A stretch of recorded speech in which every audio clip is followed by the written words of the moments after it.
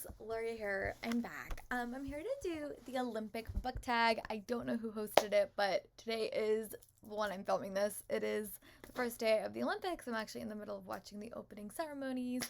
I am a big gymnastics fan. In specific. I love gymnastics. So I'm going to do this tag for you guys. I hope you guys enjoy it, and let's get into it. Question is, or the first prompt, I guess, is opening ceremony, a book you loved from the very first page. So let me go find one. Talk about is Keeper of the Lost Cities by Shannon Messenger. Here's a photo. Really, all of these books have a special place in my heart. It's definitely like the first middle grade series since HP that has really captured me, but I really enjoy this series quite a bit. But the reason I chose this one is that any book you pick up, probably past the first one, you just love them because you grow to love the characters. It's such an expansive world and so many expansive characters. But I remember reading that book for the first time, that first book, and I remember feeling so captivated. And then as the books go on and you just feel so invested in them, it's just great. So I really enjoy it. And if you've not picked up Keeper of the Lost Cities, you basically follow a girl named Sophie, and she unexpectedly learns she's an elf, and it's sort of the entanglement of that. There's definitely a big good versus evil fight, which I also really like, and we're at the tail end of the series, so now is the perfect time to pick up book one. Is cycling. What is your favorite road trip book? This one is super easy. Talk about Amy and Roger's Epic Detour by Morgan Matson. This is one of like the first books I ever read by Morgan Matson. She is a contemporary author for YA. This book follows two characters named Amy and Roger. And they live across the street from each other, but Amy's mom is moving and Amy has a deep fear of driving. So her mom enlists Roger to take her across the country, and they wind up going on this epic detour together. It's really fun. This is also the first book I read that had like media elements, so it's like, you know, Roger's playlist, like just like some behind the scene elements. I really enjoyed this book. One thing I really like about Morgan Matson's writing is she writes standalone contemporaries, but they're all set in the same exact world, so you will see these characters again as her books go on. Like you saw these characters in her newest book as well, and you hear about them in subsequent books, especially because Amy's a pretty pivotal character in the whole series overall. But I love this. I've said this before in a lot of my other past contemporary videos, I love books that are unique and different or have a concept. So this is a road trip was really fun. I like the characters, and I think that it was super fun and engaging, and I also really like the romance. So this is the one that I pick for cycling and road tripping, and I definitely recommend you check it out because it's probably one of her first books. Doesn't get nearly enough love and attention, but I really enjoyed it. It is a triathlon, a book with a really good love triangle. This book came out so many years ago, but I still stand by it that it is still stand up, and that is the Clockwork Princess series by Cassie Clare. Love triangles in fantasy. I tend to pick the wrong character. So like if you pick, like for example, there was Bella, Jacob, and Edward, I always pick Jacob. I tend to pick the person that the female character has had the most experience with, and that never tends to work in YA. Sometimes, very few times does it actually work, but I tend to choose the wrong side of the equation, and that's fine. I know that going in. However, the one love triangle that I think that was done so, this is a love triangle. I think that was done so well that there was no ideal side. So I love Tessa and Will. I love Tessa and Jem. I just loved how Cassie Clare sort of developed this relationship over so many years and so many decades, because Tessa she's like immortal basically. So I just love that about this story. But even when I was reading it, I remember being so conflicted. And still now, if I was to go back and read that series, like just read those three books, I would still be conflicted. So she wrote a series that was so engaging, so captivating, that you literally, both characters I loved. I loved Tessa with both of them, so I really had such a hard time choosing who I wanted her to be with. And I just loved overall how Cassie Clare really crafted this relationship to not just last one lifetime, but to last many lifetimes. And I really enjoyed it. And now we get to see like the kids in the future for multiple sides of the equation. So I just think it's a really, really great read. And that is why this has made this list. Next question or prompt, I guess, is A Handball, a book you didn't really get. This book is so sad for me to chat about because I've heard so many good things about this book, and that is the Fire or the Graceling series by Kristen Kishore, but specifically Fire by Kristen Kishore.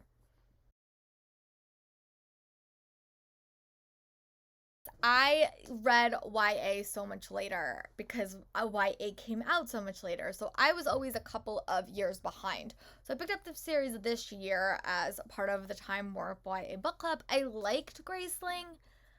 After Graceling, the series sort of lost its jets for me. And I think it was more of the writing style that Kristen Kishore used. I had read one other book by Kristen Kishore, Jane Unlimited, and I struggled with that one too.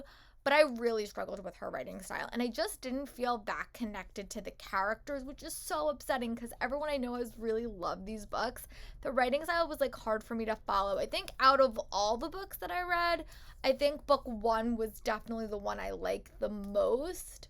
But I still struggled with her writing style, and I just don't get the why people like it. I'm sure the romances are really unique and different, but for me, the writing style made it really hard for me to connect to the characters, and that's why it's on this list. Again, sorry if this is your favorite book of all time. It just didn't do it for me. Next prompt is Beach via Volleyball, and it's a book set in summer, so I'm sort of cheating a little bit, but I'm going to talk about 10 Truths and a Dare by Ashley Elston. Her first book was, well, not her first contemporary book was 10 Blind Dates, which she wrote for around the holidays. This follows Sophie's cousin Olivia, and she winds up accidentally not passing her PE course, and if she does that, she won't be able to graduate. So she's on a very, very strict leash from her parents, and she has to sort of enlist her cousin so she can work at this golf course to get credit. And her cousins sort of have to help her. So it's at the very, very start of summer, but I really loved it. I love the family drama in this book because her family is so big and so Italian, and I really relate to that because I have a very, very big Italian family and we are always in each other's business, and that's sort of what happened. But I love the cousin dynamics in this story so much. I, again, have a lot of cousins, and I just loved how they work together. I also loved in this book because you also got their point of views as well. Like you got a chapter from Charlie's point of view, you got a chapter from Sophie's point of view, you got a chapter from Wes's point of view. So I just love seeing all of their point of views, and I would love more books set in this world because I really do love this family. But Olivia was a really fun character to get into her head, and I thought it was great. So if you've not picked up this book and you want a fun summer read, really, really quick too, I think this book is like not even 300 pages, I would definitely recommend it. I read this book really early and it still stood up. So if you want to meet Sophie and the gang and Olivia and the gang, definitely check this book out because it's a perfect summer read. Very, very quick and very, very fun.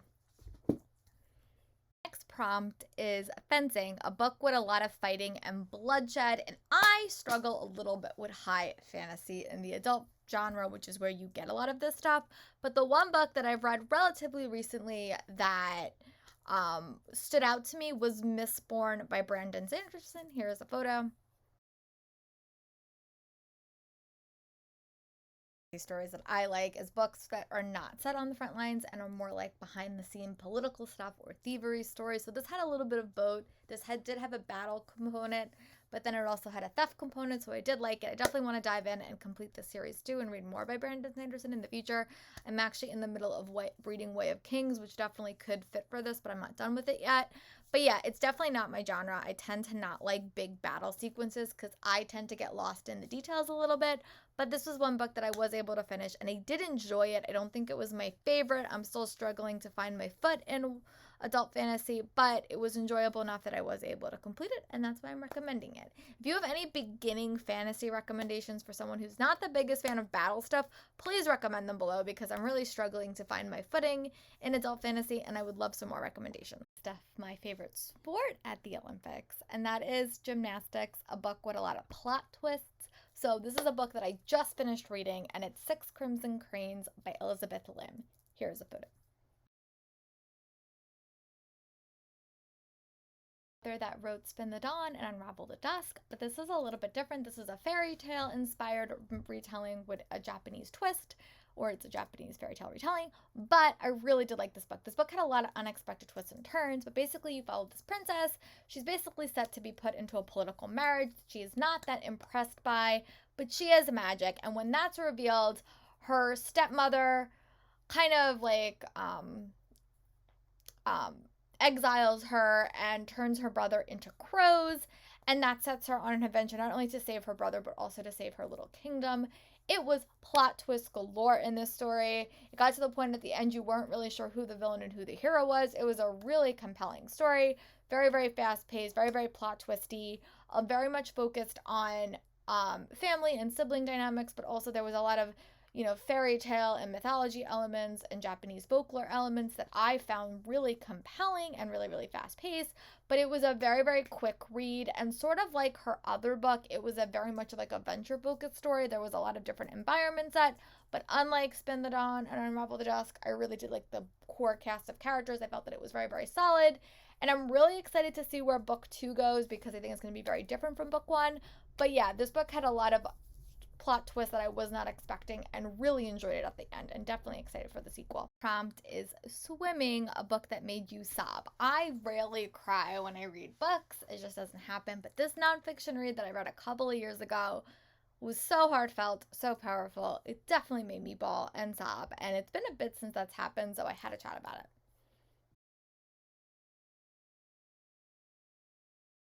I Will Always Write Back, and it's by Martin Gannett and Caitlin Alafek. I cannot say her last name, but it basically is a nonfiction read about these two kids. One lives in Washington State, I think, and one lives in Ghana, I think. And they wound up becoming pen pals through their school, but their friendship transformed these letters and really wound up transforming both of their lives for the better. And it was just such a powerful story about friendship and how one letter and a promise that I will always write you back really did transform these two kids' lives. And it was just a heartfelt read. It really got at the part of what simple kindness can do and how looking outside your own life and looking into someone else's life and seeing how much more you have than someone else really transformed not only these two kids but these two families.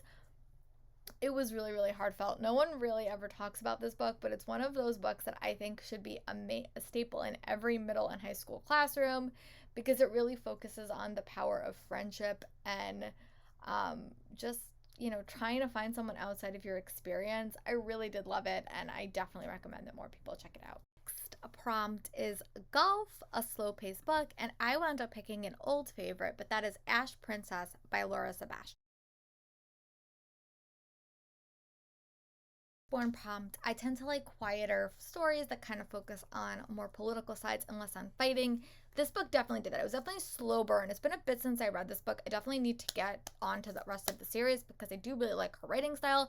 But it also featured a heroine that was more focused on using her brains and her political mindedness to sort of save her kingdom that's been taken from her and taken from her family. And I really did like that because I've never really read a character like her before, and I thought she was really unique.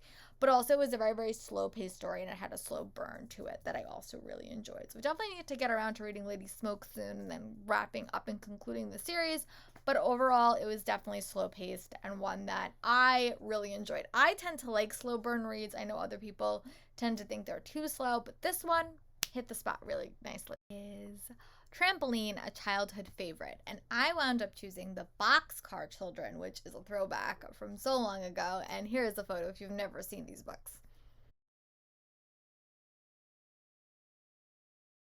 Reader when I was little, but this was the first book series that I needed to read them all, and I remember feeling so connected. It was the first short series. They were short chapter books, and you basically follow these, I think there was 5 of them, and they're orphans and they live in a boxcar, but they also wind up solving mysteries, and as the story gets on they wind up moving in with someone and they wind up helping them, but they're very invested in the mystery element. So I'm an only child, So right off the bat, I love books that had like a big family because I did not. I was an only child. But also I loved solving mysteries. Like I used to try to like decipher real mysteries, like true crime and stuff when I was little. I was a weird child, sorry. But I also like the mystery elements, but the focus on friendship, like, you know, siblings, but also elements of found family really struck me. But I also really did like the mysteries. I want to go back and do like a reading vlog of reading my childhood favorites because this would definitely make that list because it's definitely one of my favorite series and I haven't read them in so long. But definitely the Boxcar Kids was my series as a child. Prompt is, let me see what it is. Equestrian. Read a book that features animals. So I wound up choosing the Wings of Fire series by T. Sutherland. I actually did read the first book a couple of months back. This book features dragons that are basically the subjects of a prophecy to either save or destroy the world. I thought the first one was super fun, and I love dragons. I don't read enough dragon fantasy, but this is one that I've been dying to read more of, and I think there's like 13 books in this series, and there's a subsequent series, but I really wanted to tackle this series as well. The first book was super fun. I wound up reading it pretty quickly. These books are not that long either, so I will probably add this to my winter TBR when I go back to work because I could probably read it pretty quickly. But I do love a good dragon fantasy, and I liked all the characters in the first book a lot. And this book focused on one of the characters that we met in book one, but it was more focused on her story, I think. So really excited to keep reading, but this was a book series that definitely stood out to me that I read relatively recently in the last couple of years. Is Hurdles, a book that you struggled to finish, and I wound up picking Crown of Bones. Here is a photo. I really don't DNF books because I do like to see a concluding novel. Like recently, I was really struggling with The Cousins, but I found up finishing it and really did enjoy the very end, so I don't ever really DNF books. What I will do is I will switch from audio to like listening from reading or reading to listening, just depending on the experience. But the one I really struggled with reading, and I almost DNF, and I actually did get the audio at the end, was Crown of Bones. I just really struggled with this book. It was also like a combination of I didn't really like feel connected to the writing style, and then I also didn't really feel connected to the characters, and that's sort of a no-go. If I don't feel connected to either of them, I have a big problem. But if I like one, I can pretty much get through the book. But this one, I just really struggled to feel connected to the characters, and I really struggled with the writing style. But I did wind up finishing it. Definitely was probably one of my least favorite reads of the year so far, but I am happy that I finished it. But I really struggled with it. I'm not sure if I'm going to read book 2. Prompt is synchronized swimming, and pick a book that has a really good friendship or a group of or relationships or friendships that you really enjoy. I tend to always go back to middle grade for this because I think middle grade does such a good job at kind of building such good friendships, whatever series you read. But the one I'm going to talk about in addition to Keeper is the Percy Jackson series by Rick Riordan. I love this series so much. There at this point, I think it's like 14 books in this whole series, from Percy to Heroes of Olympus to his Apollo series. Every book has such a strong focus on friendship, and there is touches of romances in all of the series, but friendship is definitely the heart of the series, and it's just the trope, you and your friends save the world. That is one of my favorite tropes in all of stories, like both contemporary and middle grade and YA. So this is definitely a favorite for me, and I definitely hope to do a reread soon, but definitely My Friends and Me Save the World and friends that are awesome and amazing is definitely a favorite trope of mine. Book that I haven't read yet, but it's a book that features Olympic sports, and I actually have quite a few of these on my current TBR, but the one that I have a physical copy of is Break the Fall by Jennifer Ecoplalia, and this is a gymnastics story, which, as I said previously, I sort of love. But this follows a girl named Audrey. Let me see what it says, because I got this like quite a bit ago. I got this at ALA before the world shut down. A year ago, she could barely do a push-up, recovering from spine surgery, the one that could have paralyzed her, and now she made the Olympic team with her best friend. There is high pressure, who's been hurt by the person who trusted most now but are supportive. One is Leo, her new coach, ridiculously cute son.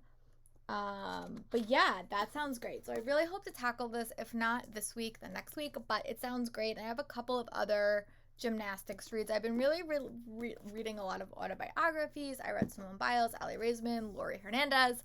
So I tend to read like the real stories, autobiographies when I can, but This novelization is one that I've had on my TBR since ALA.